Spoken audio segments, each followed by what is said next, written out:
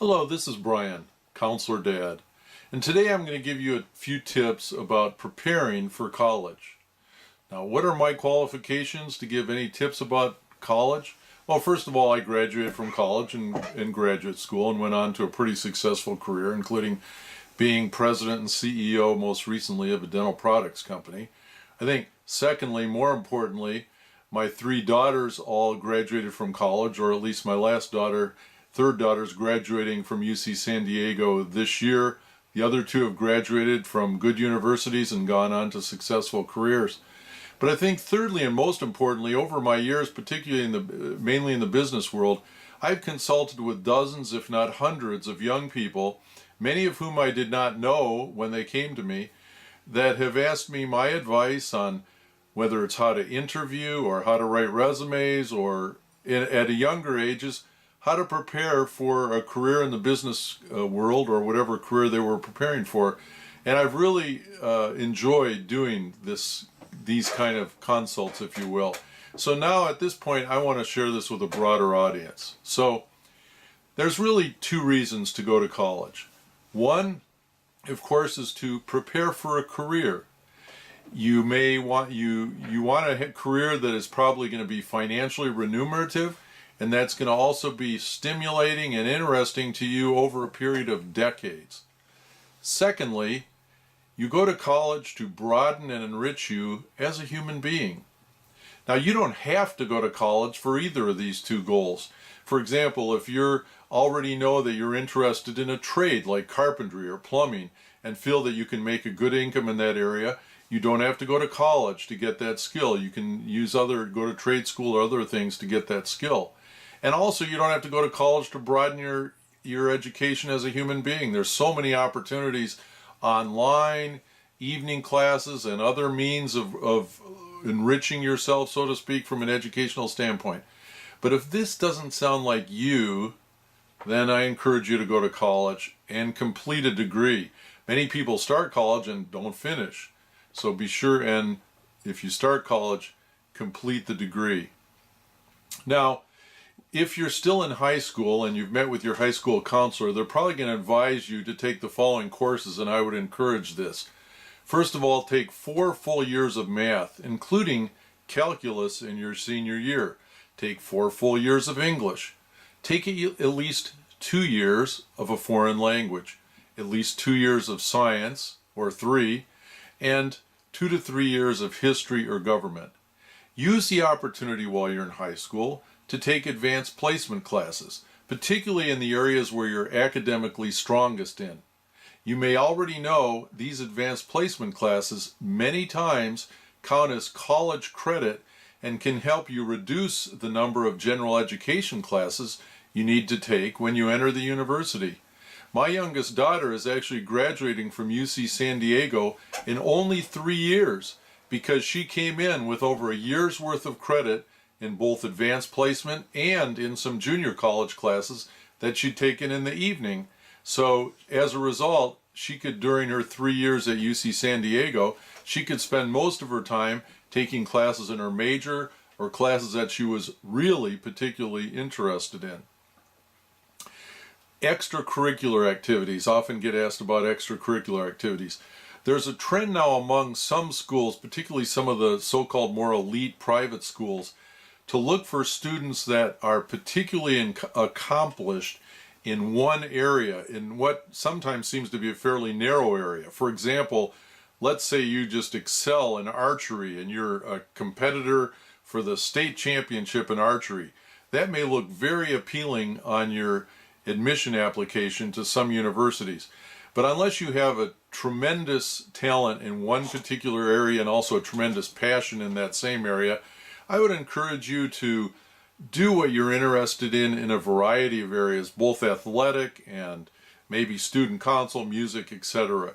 Do things that you think you would be interested in, not only for the few years in high school, but hopefully for the rest of your life. So that's what I would say about extracurricular activities.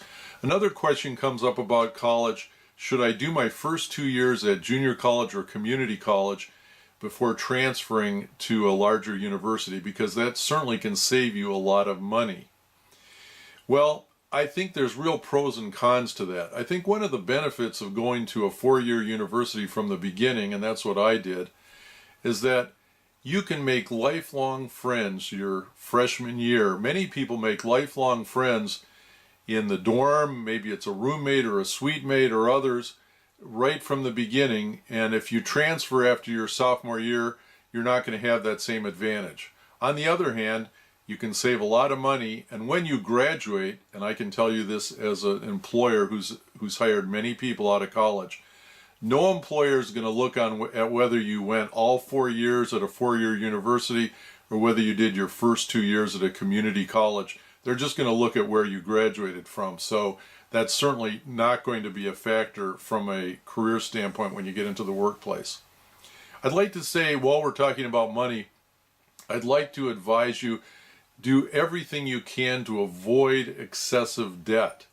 As you're probably aware, many students are coming out of college these days with tens of thousands, if not several $100,000 of college debt, and it may take them 20 years or more to pay off. That's an excessive burden. So a couple of ways that you can avoid this excessive debt. One, even if academically or otherwise you qualify for entrance to an expensive private university, that may not be the best path to take.